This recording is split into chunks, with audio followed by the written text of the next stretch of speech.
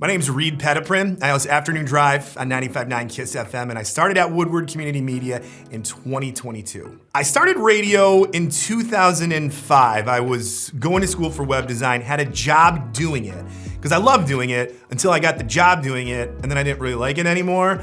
So I remember specifically driving home one day just like not feeling it. I was tired, I didn't really like it, it wasn't fun like I thought it was gonna be, and I heard a commercial on the radio. And there's a dude from a morning show that I listened to talk about this broadcasting school. And I remember him very vividly saying he could go to work in his pajamas. And I'm like, I kind of want to go to work in my pajamas. So I went home, looked it up, somehow convinced my parents to take a tour of the school. Convinced them to do it, because my parents are like, you're not gonna be a radio DJ. So took them down there. My dad loved it, thought it was cool. Did the program. It was 9 months, 5 days a week. It was almost like high school again, but it was fun. Got an internship right away as soon as you could at that radio station in Detroit. Did that for like 6 months, got promoted to promotions assistant, did that for a couple years. Wanted to be on air though. That was my thing. So I went to Flint, Michigan, then I went to Bismarck, North Dakota, then Biloxi, Mississippi, then back up to Detroit, spent about 7-8 years there again, then went to Minneapolis, Minnesota, and here I am in Northeast Wisconsin. So what stuck out with Woodward Community Media is it's an employee-owned company. So we all have, first of all, a say in it. And it's almost, it might sound weird, but almost like a little community. And when I first came here to check the place out, meet with the bosses, meet with the people, I learned that there are a lot of people here that have been here for 20, 30, 40 years. And radio's kind of a wild business where that doesn't happen almost anywhere. So that showed me that at Woodward, you can stay, you can plan for a future, you can have fun, you know the people are gonna be behind you and support you, which is, again, important in radio because you do not see it often at all. What inspired me to get into radio is a couple things.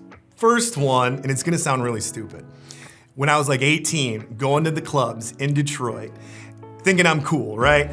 But I look out and there's a dude on a microphone and he's having fun, he's hosting everything, people seem to love him, he's mingling around, and I was like, that's cool, you can do that in radio, right?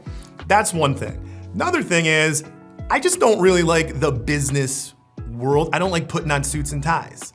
I like wearing street clothes, I like having fun, I don't like formality pretty much, but also I like to make people laugh. You can do that in radio. I like music, obviously. So those are two big things that you can do in one job, and it's not putting on a tie. My favorite part of being a DJ is basically I act like a child. I can have fun, I can come up with stupid things, and nobody questions it. They just assume I'm an idiot. So I'll play along with it. But no, for real, I like to have fun, and every day when I get into the studio, I'm trying to have fun and I'm trying to make people laugh. Hopefully it works, but the process of getting to that point of thinking of what is gonna make someone laugh, thinking of something stupid, it's fun. I'm not crunching numbers, I'm not, trying to sell cars, tried that, failed very bad. I just have fun. Every day is so different. It's the same, but different. Like we go to work and we do the same job, but every day is a little bit different in one way or another because you never know what's gonna happen in the news, so you're always talking about different things. Not buying concert tickets ever is a pretty nice perk. Those are getting very expensive. But no, I remember one of my very first shows that I worked ever. I think I was still an intern at this time. It was in Detroit, probably 2006, and it was our radio station's Christmas show. So I think this is the first time I met Fall Out Boy, so I got to hang with them for a little bit, which was awesome because they were just blowing up. Taking Back Sunday, also one of my favorite bands, hanging out with them, Coheed and Cambria. I can't remember who else was there, but it was cool because we had our own area in this arena, which was new to me. I'm like an 18-year-old kid. I've never seen anything as cool as this. And my job was to walk around to all of the bands. I think there were like 6 of them. And I have like 50 to 100 of these posters of the show. My job that entire night was to get every band to sign them. So I got to walk around all in their dressing rooms, hang out with them for a little bit as they're signing them and passing them off. And it was really cool. Yeah, I've got a couple favorite moments. One of them was I kissed Rihanna.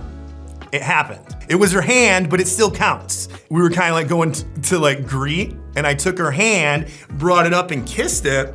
And I think I said something like, I'm gonna marry her or something. And I think she just laughed and said, okay. We might be engaged. I don't know.